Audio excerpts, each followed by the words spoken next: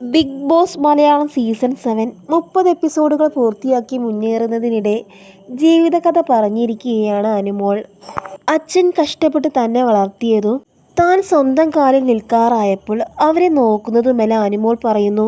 ജീവിതകഥയിൽ ആദ്യമായി അച്ഛൻ എന്ന ഓപ്ഷനായിരുന്നു അനുമോൾക്ക് ലഭിച്ചത്. ഇമോഷണലായാണ് അച്ഛനെക്കുറിച്ച് അനുമോൾ സംസാരിച്ചത്.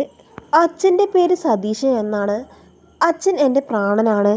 എല്ലാ മക്കൾക്കും അച്ഛനെന്ന് പറയുമ്പോൾ പ്രാണനായിരിക്കും. എന്നെ ഒരുപാട് കഷ്ടപ്പെട്ട് വളർത്തിയ ആളാണ്. ഓലയിട്ട് ചാണകം മെഴുകിയ ഒരു വീട്ടിലായിരുന്നു ഞാനും ചേച്ചി അഖിലയും അമ്മയും അച്ഛനും ജീവിച്ചിരുന്നത്. എൻ്റെ അച്ഛൻ്റെ ആദ്യത്തെ ജോലി ടാപ്പിംഗ് ആയിരുന്നു. രാവിലെ 2 മണിക്കൊക്കെ അച്ഛൻ ജോലിക്ക് പോകും. 2 പെൺകുട്ടികളാണ് വളർന്നു വരുന്നതെന്ന് മനസ്സിലാക്കി അച്ഛൻ കരിപ്പെട്ടി ബിസിനസ് തുടങ്ങി. അച്ഛൻ തമിഴ്നാട്ടിൽ പോയി കരിപ്പെട്ടി എടുത്ത് കടയിൽ കൊണ്ടുപോയി സെയിൽസ് ചെയ്യും. അദ്ദേഹത്തോടൊപ്പം താനും പോകാറുണ്ടായിരുന്നു. തിരുവനന്തപുരത്തെ പല കടകളിലും അച്ഛൻ കരിപ്പെട്ടി കൊടുക്കാറുണ്ട്. നിലവിൽ ആ ബിസിനസ്സൊക്കെ ഞാൻ തന്നെ നിർത്തിച്ച് അമ്മയും അച്ഛനും എൻ്റെ 2 മക്കളെ പോലെയാണ് കൊണ്ടുപോകുന്നത്. ഈ ജോലിയെല്ലാം ചെയ്താണ് സ്വന്തമായിട്ടൊരു വീട് വെച്ചത്. വേറെ ആരോടും സഹായം ചോദിച്ച് അച്ഛൻ പോയിട്ടില്ല. ഇതുവരെ 100 രൂപ പോലും അച്ഛൻ ആരോടും കടം വാങ്ങിയിട്ടുമില്ല. ഒരു കുറവ് ഞങ്ങൾക്ക് വരുത്തിയിട്ടുമില്ല.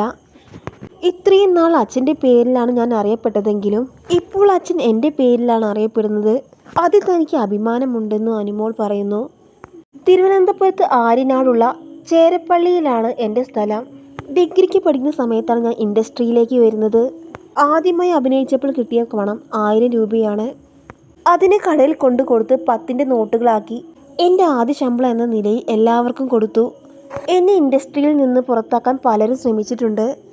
ഒരു ടെലിവിഷൻ ഷോയിൽ വന്നതിന് ശേഷമാണ് എനിക്ക് ചില മാറ്റങ്ങൾ സംഭവിച്ചു തുടങ്ങിയത്.